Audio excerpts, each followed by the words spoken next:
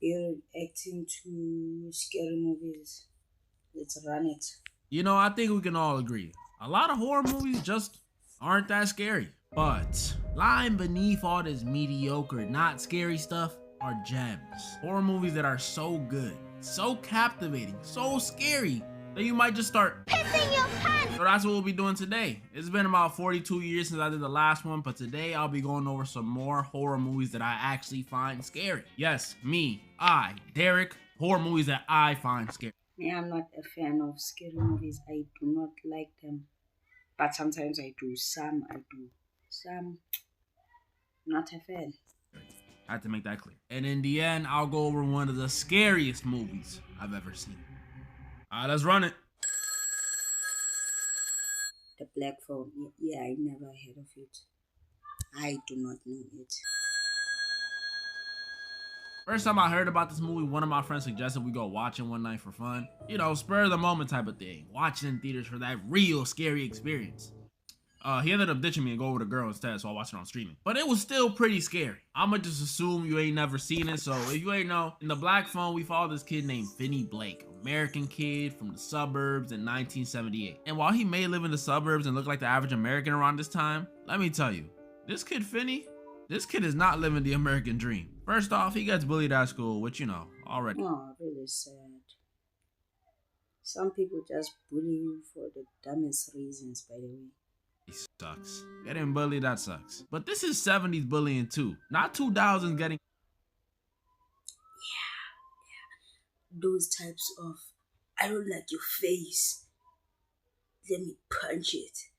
What's wrong with my face? If you don't like it, if you're not a fan, why are you blaming me? Called the hard R on the game. Nah, this is put your head in the freaking toilet bowl and beat you up for the dumbest. Oh. No, already sucks. Getting bullied, that sucks. But this is 70s bullying too. Not 2000s getting called the hard R on the game. Nah, this is put your head in the freaking toilet. What's going on here? Like, I don't. The bowl. Is he laughing or? Bowl and beat you up for the dumbest reason type of bullying. I don't like your glasses. 4 eyes. Who Like cares? what? Y'all was beating up people for being visually impaired? And then speaking of beat, Finney's father, not the best either. Like I thought He abuses the child, okay. Hispanic moms were bad, but this man be raising a belt off any little thing. Like his temper could have been a horror movie on its own. Like Finney will be munching on his cereal, minding his business. You think you could slurp that any louder? Yes, I can. Like, damn, bro, you got some super hearing or something? It's the 70s. Let him enjoy his crunch logs in peace. Mind you, this is all only like 12 minutes into the movie, and I already felt bad for the kid. Dad beats you, born in the 70s. This dude's life is terrible. But to top it all off, just when you thought it couldn't get any worse for the kid, one day while he's walking home from school, Finney gets kidnapped. And this is where the horror really starts. Cause the dude who kidnapped Finney is one of the strangest, one of the most just unsettling killers I've seen on screen. The Grabber, which not the best name, I'm not gonna lie to you. The Grab? The grabber. What are you grabbing? What? Why did I choose this name for you? It can mean so many things. The grabber. What are you grabbing? What are you trying to grab? Ugh. That could mean a lot of things, bro. But in this case, it's cause he be grabbing up kids from the street and murking them. That's right. And to me, this guy is by far the scariest part of the movie. Like for some horror movies, it's the atmosphere or the jump scares. But in The Black Phone, it's this guy. Cause yeah, we've seen all types of killers in these movies before, but the feeling I got when this dude was on my screen was just, ugh. Cause you know, he likes to do these weird psychological torture games to the kids he kidnaps. Like first he'll start acting like he's a nice guy, doing this weird Johnny Depp's Willie. Why are you grabbing my hair like that? If I was the boy,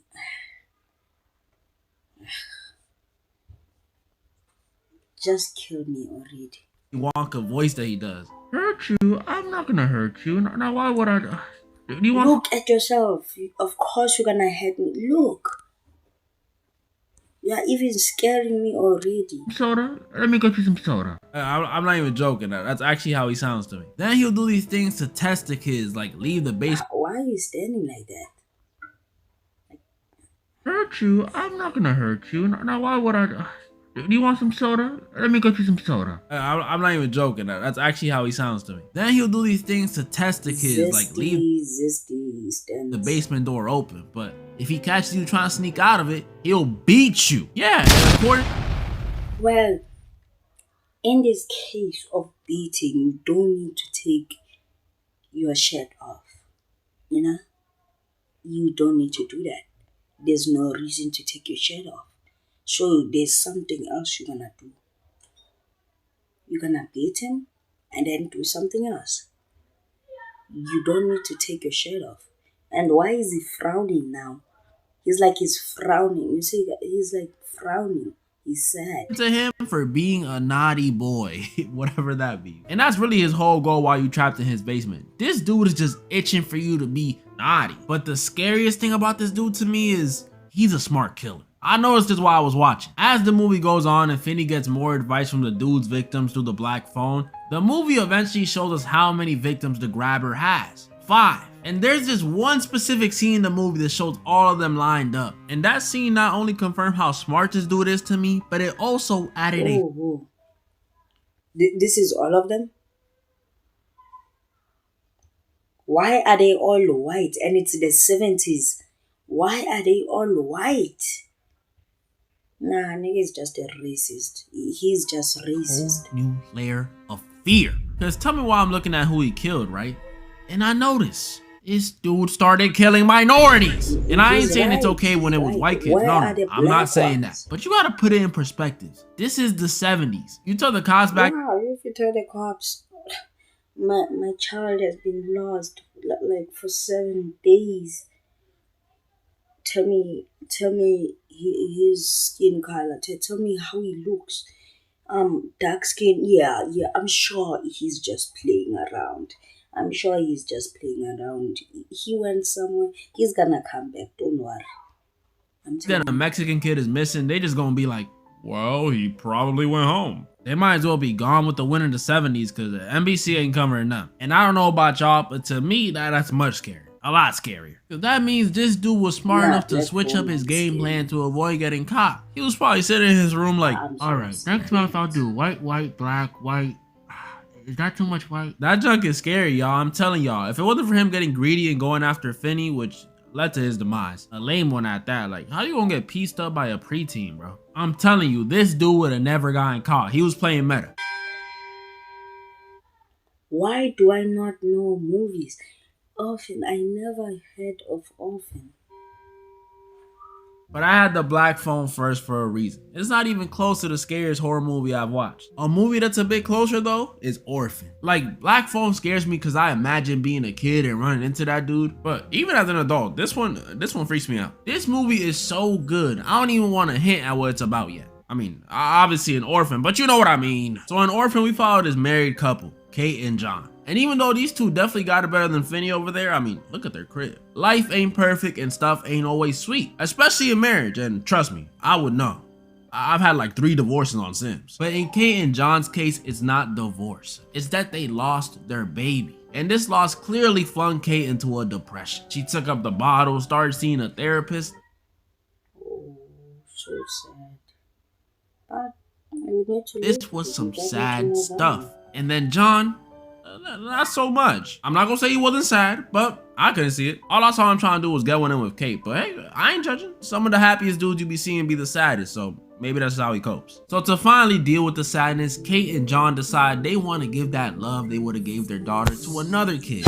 They're just sweet like that. So they go to the orphanage, which I never understood how these things work, like parent-wise. Do you just come in and pick the one that looks most like you? Like, oh, look at this one, honey. This one has your eyes.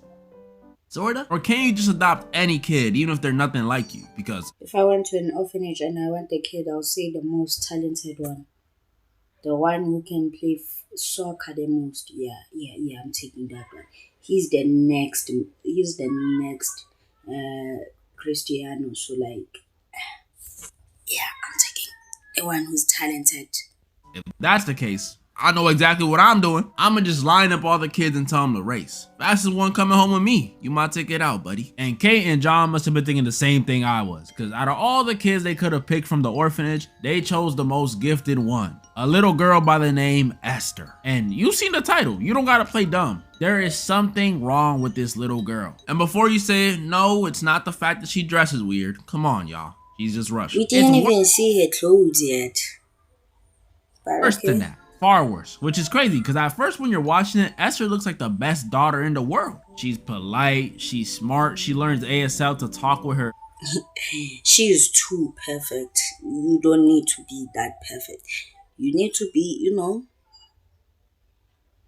guys, you know what I mean. Or not talk with her new deaf sister. She's great. I mean, it's no Project LeBron, but this is still amazing stuff. Almost too amazing. Because the longer these two live with this little girl, the more cracks they start to see in this little perfect daughter image. Like, first thing we see is that she has a bit of a temper problem. This girl from school tried touching like the little ribbons around her neck, and she just flipped out. Whoa. I'm not even blaming Esther for this. Why are you touching my hair? I mean, neck. Why are you touching my neck for? Why do you need to touch my neck? What if you want to kill me or something? Why are you touching my neck? I'll do the same thing. Like, alright, maybe that's a Russian thing too. And then there's the scene where she walks in on Kate and John coping with their loss, if you get what I'm saying. And instead of being traumatized like a normal kid, she just stares? What kind of? And that's not even the weirdest part about that one. Because after Kate saw that Esther saw them, she feels the need to give Esther the birds and the bees talk. So she pulls up on her. Esther, when two people love each other very much, they want to show they Damn, bro. I'm already saying, guys, let's take it back to the orphanage. Yeah, this is not working. Do they bring refunds or something? Yeah, I know they be. She was not expecting that. And then the thing she did that just really took it over the top for me with this girl was that after Kate and John's son accidentally shot a pigeon while he was playing with a paintball gun, and I'm saying accidentally very loosely here because the dude literally aimed his sights in and shot. Then he want to be talking about I didn't mean to. Shut up. You're lying. You shot it by purpose. You're lying. Esther pulls up on him and tells him he needs to take some accountability, which is facts. That's facts. Facts. By putting the bird out its misery. You lost me there. You lost me. I thought you were like being for real. You lost me. Oh my goodness, that's cold, but you are 9 years old. What are you talking about? And the kid, Daniel, obviously couldn't do it. Telling me to kill a pigeon? What are you talking about? But guess what? Esther does it. No hesitation or nothing, just bop. There is something wrong with this little girl. And Kate eventually realized something is up too. So she starts doing some digging, calls the orphanage to find out what's wrong. And see, if I was the parent, I'm calling too, but I would have just said, forget figuring out what's wrong. I would have just called up. Hello? Yeah, so mine just killed a pigeon. Y'all do refunds or? I'm not even calling, bro. I'm putting her in my car, bro. I'm going back there and they're gonna bring my money back. Kate doing all this investigating actually made things worse. This is when things get scary. Because if you thought Esther's antics were bad before, you don't even know. Because remember, I told y'all, Esther is a smart girl. Very smart. So when she gets wind of Kate's plan to find out who or what she is from Sister Abigail, she decides to handle it in a very calm and tactful It's obvious. Esther is gonna kill her. way. Nah, I'm just kidding. She kills her. Yeah, even with all the You're 9. You're 9.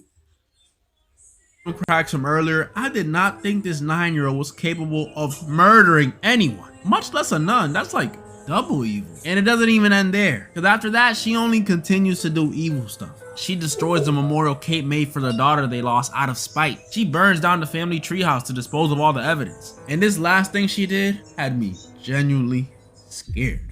Y'all remember Kate and John's son? What kind of kid is this?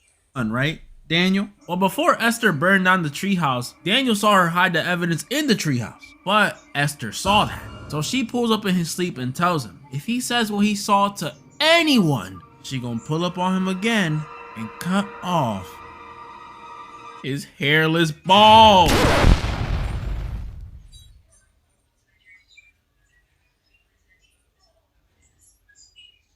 What? Balls. You talking about balls?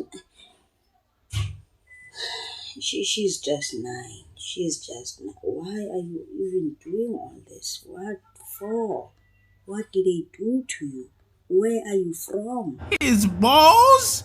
I don't care what no one says. Freddy, Jason, and Michael ain't never said something that scared no one before. I was around this kid's age when I first seen this movie, so that threat felt like it was at me. Had me sitting there clutching my nuts in fear. There is something wrong with this girl. And the worst part is no one can prove anything because she's 9. The cops won't believe that. Tell them she murdered someone and burnt down a treehouse. They just gonna be like, why? Which is a good question. Why is she doing this? Is she possessed? Is she a demon? Is she a skinwalker? Why is this little girl so evil? Well, at the end of the movie, that's when it all makes sense. She's a demon. So after this girl, Kate, gets sedated for pretty much pimp slapping Esther. At this point, let's not act like she don't deserve it. We know she deserved it. John goes home with Esther and Max and leaves Kate alone at the hospital. And while she's there, she gets a call from the previous orphanage Esther belonged to. Or should I say, what she thought was the orphanage. Cause she finds out Esther's last spot wasn't an orphanage, it was a psych ward. Yeah, this little girl is... Doesn't even make sense. We are from an... What? How do you even go to an orphanage and we are from a psych ward? Okay. Crazy, which makes sense. You gotta have at least a few screws loose to threaten to cut off someone's ball. But that's not even the full explanation. Cause this Russian dude tells Kate, on top of being crazy, Esther has been keeping something else under wraps. Last chance to leave, y'all. Last chance. This little girl, Esther, is not a little girl at all. She's a grown... She's a demon from hell. Woman. Crazy. Apparently, she looks like this because of some genetic dwarf thing, but my mind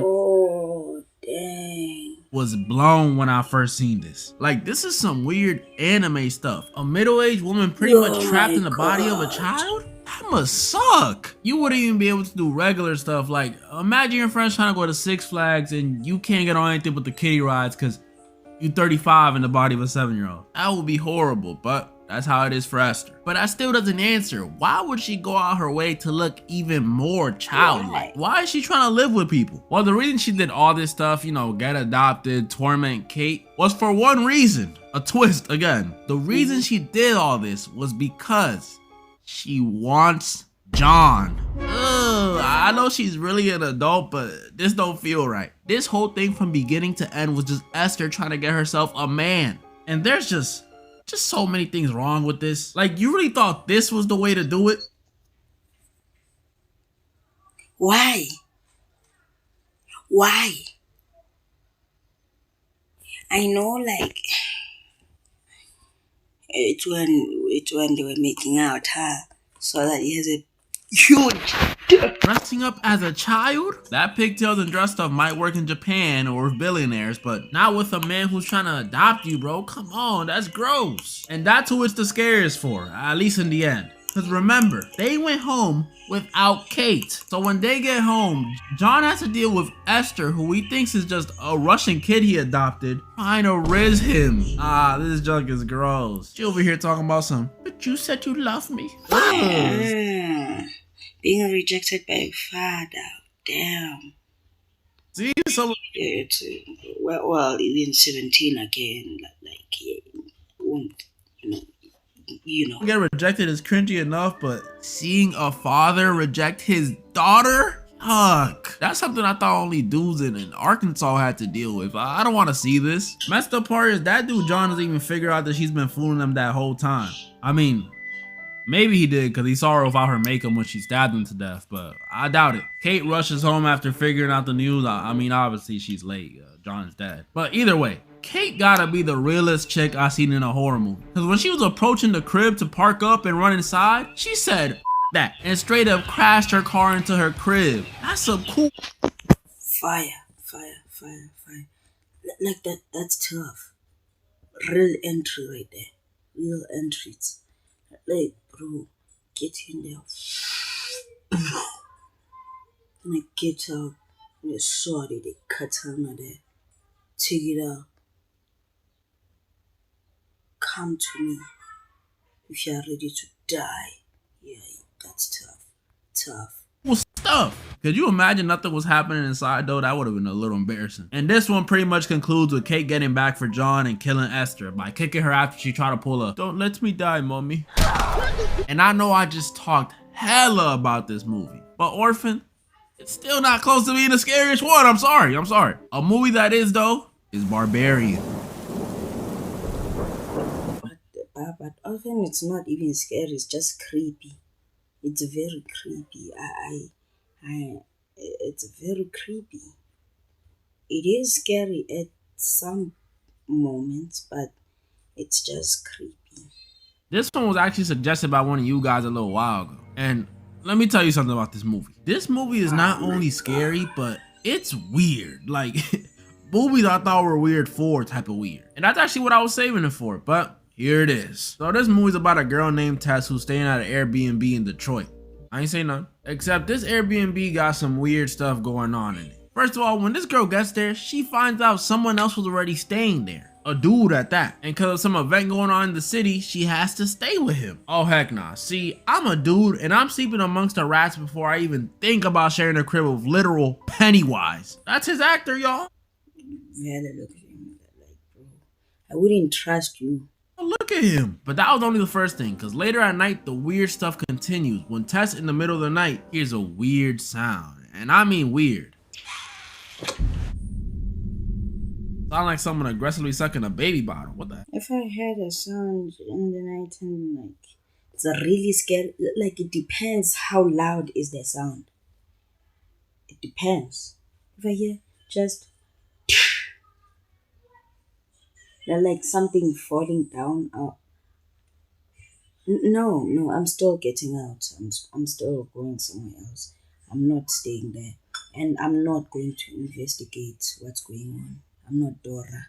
But when she looks to see if it's the dude she's staying with, she sees he's asleep. What the heck is going on? And it only gets stranger. The next day, Tess goes outside and notices the neighborhood she's staying in is run down, like bad. I ain't saying nothing. After her job interview, people tell her she shouldn't even be on Why are you still there? that side of town, that it's dangerous. And strangest of all, when Tess gets Why are you still there? back to the crib and accidentally gets herself stuck in the basement, she finds a hidden room. And in that hidden room, there's another room. And I don't know what happened in here, but it must have been some messed up stuff. Cause this room had a bucket, a stained mattress, a camera, and a bloody This is Didi's dungeon. handprint. This is not good. It's Tess Didi's obviously dungeon. panics, and luckily, at the same time, her roommate comes back. Convenient, huh? And she starts telling him, look, we gotta go. There's a bucket with boo-boo, a camera, and a bloody handprint in the basement. We gotta go. And it's a horror movie, so you know dumb stuff is like law. Tell me why this dude says, I should go check it out myself to be safe. What you mean to be? What do you mean? Let me go check it out. You can, call the cops and then go away and then go home and then you're gonna be safe. Now the thing you're doing is going there, gonna get killed, and then when we see you getting killed, we say, she didn't deserve it. You did. I mean, he did, because why are you going down there? And girl, please do not go. Please, just call the cops. Safe. If we just leave and call the cops, I think that's pretty safe. I don't know how Tess ain't think maybe this dude was behind it or something at this point. That's what I was thinking. There's a stranger in your crib, he shows up when you find the stuff, and then he wants to go check it out himself? Come on, bruh. But I realized quickly, I might have been wrong. Because after this dude goes downstairs and doesn't respond, Tess goes down there, which again is like, eh. You didn't call the cops instead? Wow, real hero. Wow, if I was the man and I saw her down there and I saw a monster there, and I'll say, wow, I feel so safe, guys. And I don't. Why did you come here? Why did you not call the cops? Why would you go into the basement Again, you knew this man for about 17 hours and you want to play Captain Save a Clown? That could have been my best friend and I still would have dipped. Like, I warned you, buddy. But when Tess goes down there to see what's going on with the dude, she discovers that in that hidden room with the room, there's a hidden passageway. See, at this point, I was like, Tess, if you go in there, you either top 5 dumbest people in horror movies or I'm the most hardest dude on the planet. Because why would you go in there? She goes down there, of course, and this is when the true horror of this movie starts. Because when Tess gets down them steps, she finds a few, I'll say, surprising things. First of all, she finds out this downstairs area isn't just a basement. You're still trying to go down there? If I saw another room, I'll go back. Call the cops. Within a basement. It's a whole tunnel system. Then in that very same tunnel system, she finds some cages. You don't even know this man properly. You are not even best friends. Even though I was best friends with the man, I would still dip. Big cages. And then, most surprising of all, she finds her roommate. Which is surprising because if I saw him crawling like this, I'm already running away. I'm telling you, dog. I thought you were in danger, buddy. What happened? At this point watching this, I think it's him. Yeah. I should be thinking the same thing I was thinking when I first watched it. Oh yeah, Tess, you stupid. It's clearly him behind it. And he's trying to act all scared. This is all clearly him.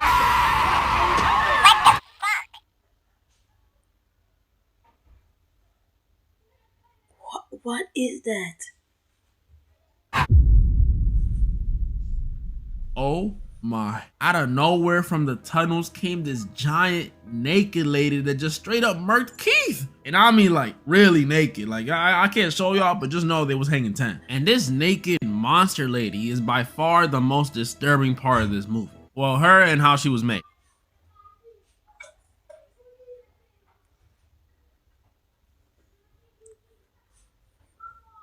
Why did you go down there? Look now, which position are you now? You're gonna get killed. Like, we don't see it immediately, but after she captures Tess, the actual owner of the house comes through and discovers the same tunnels. And that's when we see how scary this lady is. Because first of all, her speech, non-existent. Cave speak. And you may not find this scary, but I do. I don't want to be held hostage by someone who speaks like, speaking in a... She talked like that? What are you trying to say? Are you like angry? Are you like trying to beat my ass? Like you know, like be more specific. Like Oogas and boogas. Are you mad or excited? I can't tell. Then we find out they call her the mother, which you may be thinking, oh, why is that a big deal? Well, the reason they call her the mother is because she wants to be a mother so bad that she feeds the people she captures through baby bottles. Yeah. Wait. Think. She's disgusting as hell. She's a monster. Like, she can't go outside. Y'all. What milk is that? How did she make... Oh my god. She's giving them milk. And I thought with her speech, she's running to the grocery store and asking where the dairy section is at. So you can only assume. That's right. That's her milk. That's disgusting. But I'm drinking all of it. Look, it's either that or she starts getting aggressive. And if I'm in this, if she want a baby, she gonna get a baby. The second she put that bottle through the cage, I'm gonna be in there. Plus, it beats what happens if you don't drink it. If you don't drink it out the bottle, she takes you out the cage and makes you drink it straight. Yeah, I'm drinking from the bottle. There's nothing that we can do. Just think about it, y'all. Would you rather eat from the bottle or straight from the source? That's disgusting. If you say straight from the source, that's disgusting. We know what kind of man you are. Right from the source, which I don't even gotta explain why a giant naked cave lady giving you some mother's milk is both terrifying and disgusting. And I already know there's gonna be some of y'all in the comments saying, hear me out. No, bro. No, there's no hearing you out. I'm telling you, no. Not hearing you out. But like I said, how she was made was even scarier, because she may look like the monster of this movie. I mean, she is, but there's a bigger monster behind all this. This guy. And it's okay to be confused. Just looks like a middle-aged dude, right? But this guy is actually a serial killer. Yup, and when I say this dude is sick, I mean he's sick. Because not only was he murking exclusively women on some Doma stuff, but he would have babies with these women. And after he would have babies with these women, he would have babies with those babies.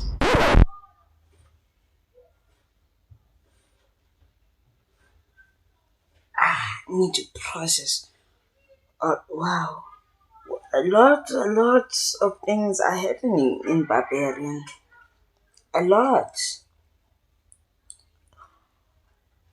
Oh my god. Wow. I know, take it all in, take it all in. And he did this over and over and over again until he made the mother, which explains. You may. Okay. The man is a real monster. Like, he's the villain here. The appearance, the strength, and the cave speak. Yeah, this movie is sick. And now for the scariest movie of the video. It's no other than. I got a lot of stuff I want to say about this movie. First, Warner He's Bros. running like Naruto. Like, what's this? Yo, how does Sonic run? Does he run with his hands on like the back, or like run? He runs like this, doing his hands like this, or like he runs like Naruto.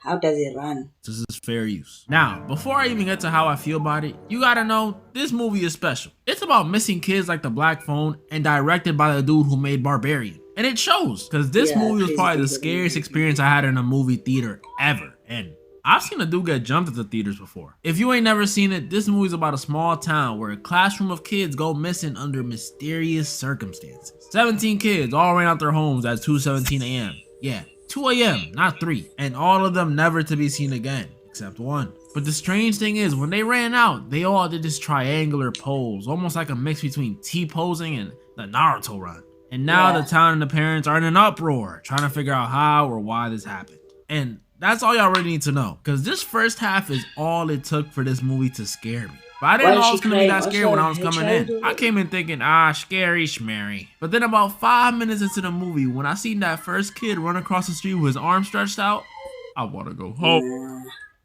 I wouldn't be scared of a kid just running like Naruto in the dark.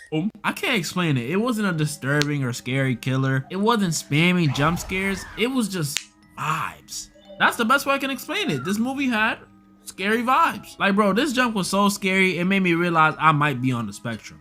No, I'm serious. Because every time I felt tensions rising or stuff became too much for me, I was immediately rushing to cover my ears. I'm serious. I spent about 80% of the movie like that. Packed theater too, I ain't care. That's just how real it was. I ain't care about what the people around me thought. I was just trying to make it through. And that's what I think it was with this movie.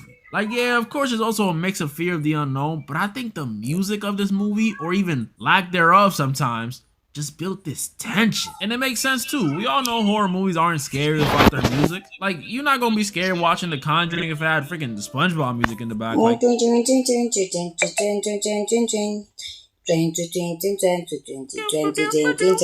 just wouldn't be the same. And Weapons was really good at it. The music just made me feel like something was always about to happen. Like, there's this one scene early on in the movie where the teacher of the that's kids. what I like about horror movies. Like, I have to feel that feeling that something's gonna happen. Something, like, I want to feel like a jump scare is coming, you know? I want to feel that feeling. Went missing, goes to visit the one kid that didn't go missing to, you know, figure out why he's the odd one out. But while she's posted up out there waiting to see something suspicious, she accidentally falls asleep. But that's not the scary part. The scary part is, while she's asleep, the kid's house door opens. And when I tell y'all I've never been so scared to see a door in my life, I'm not trolling. Like, that jug had my heart racing. And then when we saw some lady... Why are you even investigating this? Why do horror movies always want to be Dora? Stop being Dora. Only Dora explores. Not you. You don't need to do that. Come out that same door wielding some scissors and walking around like a crackhead? Oh my goodness. I was in the theater, ears covered. Wake up, come on.